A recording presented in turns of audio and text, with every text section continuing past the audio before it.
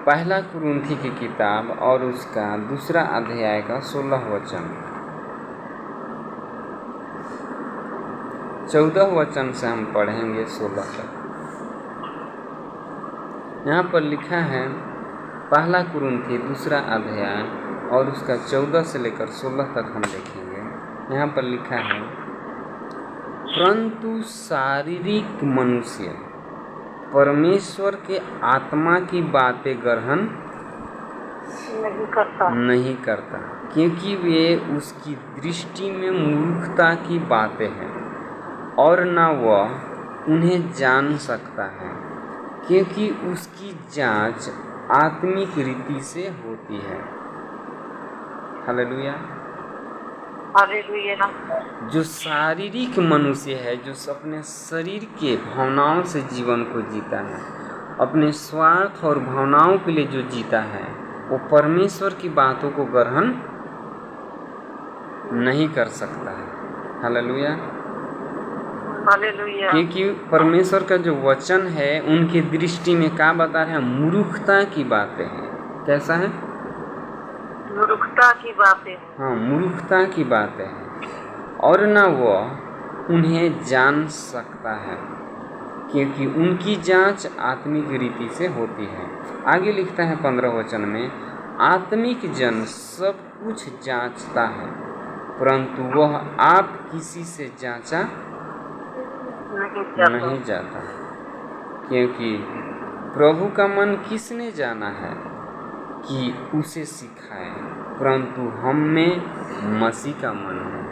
हम परमेश्वर को नहीं सिखा सकते हैं, परमेश्वर हमें सिखाता है और परमेश्वर के वचन को हमें सीखने की भी ज़रूरत है।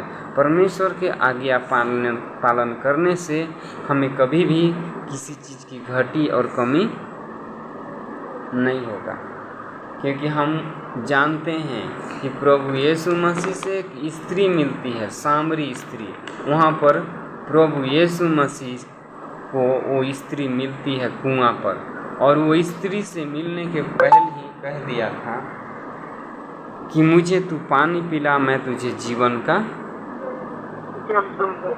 उन्होंने जवाब दिया था, तेरे पास तो डोर और बाल्टी भी नहीं है, तू पानी भी नहीं भर सकता है, जीवन की जल देने की बात करता है।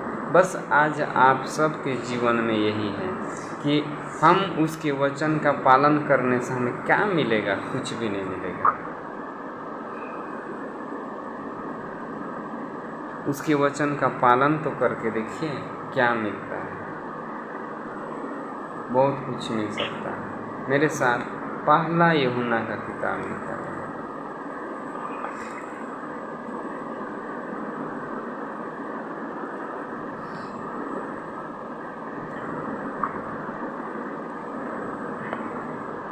और उसका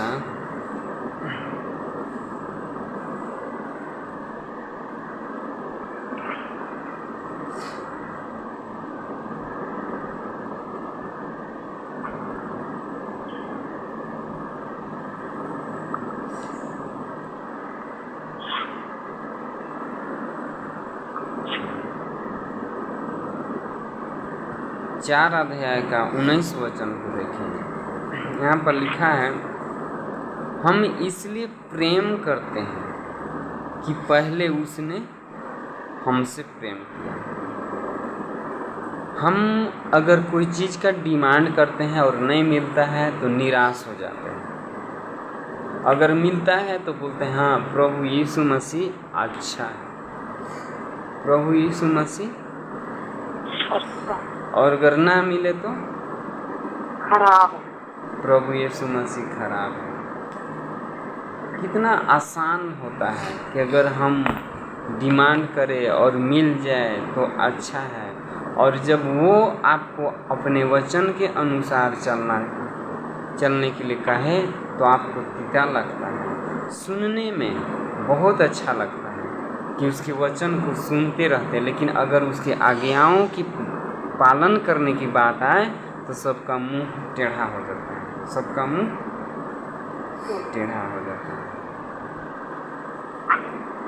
कितना बढ़िया है कि उसके वचन को हम सुनने के लिए तो तैयार हैं, लेकिन उसको पालन करने के लिए तैयार नहीं। नहीं।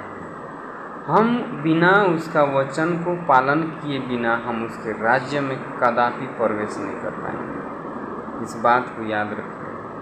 हम बिना उसके वचन को पालन किए उसके राज्य में नहीं जा सकते। और लिखा है पहला यूहन्ना और उसका 3 अध्याय का 20वें वचन में, क्योंकि परमेश्वर हमारे मन से बड़ा है और सब कुछ जानता है। सब कुछ क्या करता है? जानता है। हालेलुया। इसलिए परमेश्वर का भय मानिए, परमेश्वर के वचन के अनुसार चलिए, परमेश्वर आपको आशीष पर आशीष देगा। हालेलुया।